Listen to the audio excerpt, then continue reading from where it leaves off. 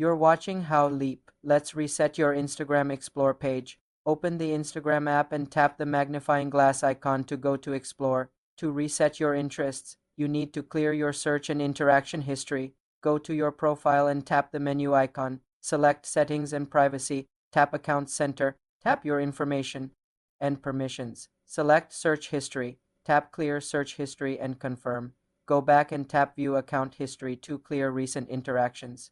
You're watching How Leap. Let's reset your Instagram Explore page. Open the Instagram app and tap the magnifying glass icon to go to Explore. To reset your interests, you need to clear your search and interaction history. Go to your profile and tap the menu icon. Select Settings and Privacy. Tap Account Center. Tap your information and permissions. Select Search History. Tap Clear Search History and confirm. Go back and tap View Account History to clear recent interactions. Next, tap Not Interested.